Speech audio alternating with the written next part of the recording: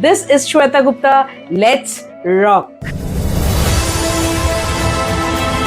What is a Dolch word? Now you must have seen and you must have read somewhere also that we have the Dolch words. Now what are the Dolch words? Let me first tell you, the gentleman that you are seeing here, he is Edward Dolch.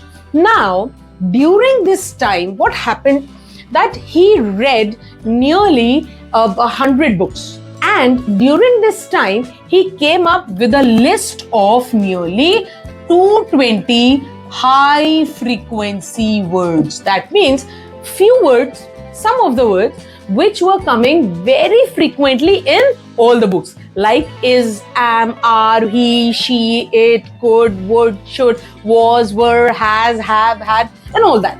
Right? So all these words were coming very regularly in all the books. Rather, you can say they were highly frequent in those books. So Edward Dolch made a list of those 220 words, and he actually prescribed these words into all the schools. Analytically means at this time, Edward Dolch did not prescribe the curriculum with the help of phonics, but analytically means you have to mug up all those words and then you'll be pro in English. So this was the idea of Dolch.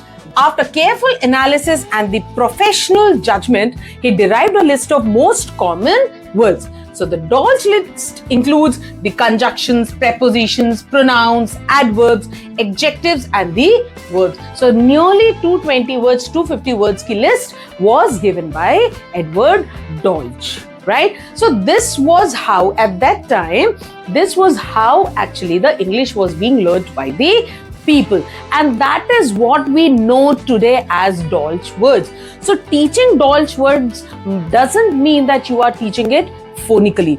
Teaching Dolch word means you are teaching the words to the children in the analytical format. Analytical means look and say approach. You see the word and you learn it. You see the word and then you mug it.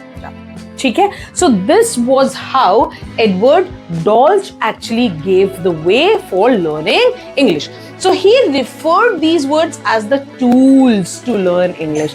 Do you remember I gave you the word intangible tools?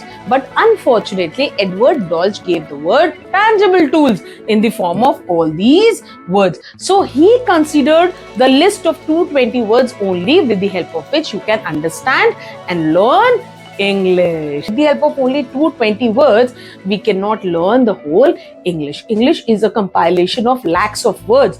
So we cannot have a list of only basic 220 words. Let us proceed further. Similarly, if you consider Dolch words, so actually it was created in 1936. It was done from the famous kids books of that era, as I told you that he read many books of that era and then he compiled and actually had a group of those words which were highly frequent in those books. So he made up a list of 220 sight words divided in grade to third grade levels. First grade to third grade levels, he divided all the words and he followed the analytical approach. That means mugging approach. You just need to mug up all the words in front of you. Now the next person who was a step further to Dolch, he was Edward Fry.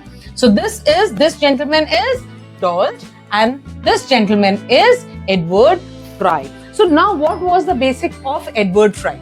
Now as Dolch had read many books and he had given the compilation, in the same way, Fry, he had also read many books and he also came up with a list of 1,000 words which were divided up into 10 grades, right? That means these 1,000 words were divided up into 10 levels, and all the 10 levels were given to the children of grade 1, 2, 3, 4, 5, 6, 7, 8. And one list is actually given with the help of 100 words. That means one list contains 100 words and we have similarly 10 lists. That means 1,000 words.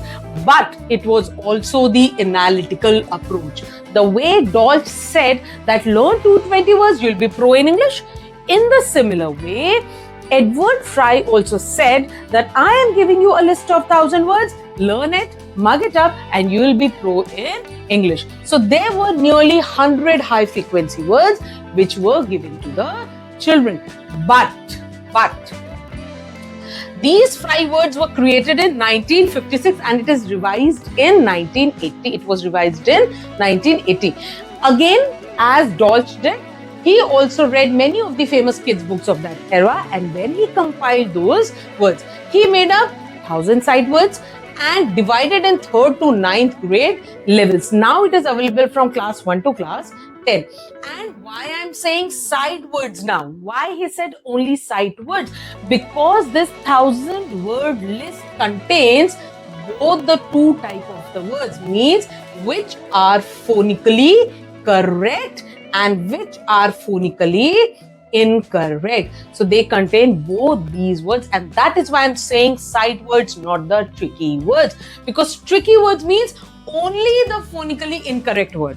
But the list given by Dolch and the list given by Fry contained sight words. That means many words were phonically correct also, and some of the words were phonically incorrect also. So he also followed the analytical approach as Dolch did. So Fry and Dolch, they differentiated with each other in terms of only the list, the word limit. Dolch gave 220 to 250 words and Fry gave nearly 1,000 words, right? Let us proceed further. Now, high frequency words. What are high frequency words? Is it a tricky word? Is it a sight word? What is the difference between tricky and the high frequency word? Now, high frequency words are those words which contain a compilation of tricky words plus the decodable words. Now, what are decodable words? As I said, what is a decodable word? Which you can read and write with the help of phonic sounds. They are known as the decodable words. And what are tricky words? Which you cannot decode with the help of phonic sounds. So high frequency words are those words which are very frequent in your books, maybe in your newspapers, or whatever you are reading, whether that is your textbook or whatever you are reading.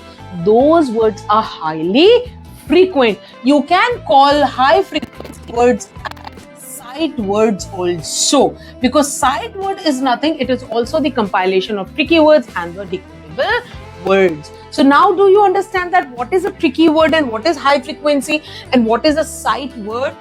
High frequency is generally a list of only those words which are a compilation of tricky words and the decodable words, phonically correct words which are very common in your textbooks or maybe your newspapers or whatever text you are reading today, right? So most frequently used in the written text. Now, what are those words which are used very frequently in the text? You know the answer: has, have, had, to be verbs, right? Jumping and all. Many words are there which are high frequent in your text. Similarly, they may or may not be tricky, as I told you, that high frequency words may be tricky or may not be tricky because it is a set of only those words which are highly frequent in the books. So it has nothing to do with only and only the tricky words. Then you can see the words here. Here we have am, right? We have at. So these words are actually phonically correct. That means the decodable words. But the words like was, the word like she, now these two words are not phonically correct. That means these are all high frequency words because they combine the tricky words also and the non-tricky words also, that is phonically correct words also. So in a nutshell, what is a tricky word? Which do not follow the phonic rules and they completely needs to be mugged out, right? Similarly, the sight words or high frequency words are those words which you learn with the help of your vision by your seeing only, right? And they may contain the tricky words and the decodable words compilation, okay? Similarly, now what is the myth of Dolch and the sight words? Myth means We often say that Dolch words, we have a list of 220 words, Fry words, we have a list of 1000 words. Do I need to mug up all those words? No. Once you are learning phonics, once you know how to decode with the help of phonics, once you know how to synthesize with the help of the phonic sounds, you need not mug up all the Dolch and the Fry words. You need not mug up, because Dolch words or the Fry words or high frequency words or the sight words, all these four contain, as I told you before, they contain tricky words plus the decodable words. Now, once you know phonics, is it really necessary to mug up this portion, the decodable words? No. So it is a myth that Dolch and the Fry words needs to be mugged up, all the words. No, not at all. Only a portion of those words are actually tricky words, and we need to mug up only and only the tricky words, which is hardly 5% of your text. Hardly. That means if my work can be at ease, 95% of the words, if I can decode, then why to mug up all the words? I'll mug up only 5 words out of 100, right? That will be easy for me. That means most of the 220 Dolch words are non-phonetic, as I said, but not all. They can be sounded out using common sound to letter phonic patterns. That means many of the words of Dolch and Fry words, they contain phonically correct words, and we need not mug up all those words. It means we shall not proceed further with Fry words and the Dolch words.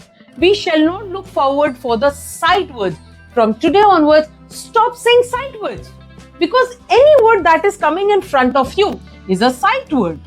And unfortunately, people are teaching sight words hidden in the brackets, it's written tricky words. So they confuse with the sight and the tricky words.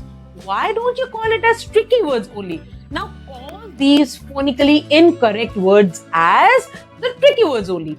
Teach as tricky words in the school. Don't call them as sight words, because you are confusing yourself also, and you are confusing your. I hope from now onwards you won't be using the sight words, high frequency words, Fry words, or the Dolch words, but one and one only thing, that is your tricky words. Definitely, there is a list of tricky words. If you want, I can provide you the tricky word list in the description box. You can find out the basic tricky words, which is to be given to the children, right? So I hope this video is useful to you. You have got some value related to it, and from now onwards, you will definitely be using the tricky words. So bye for now. We'll meet you with some other video. Bye.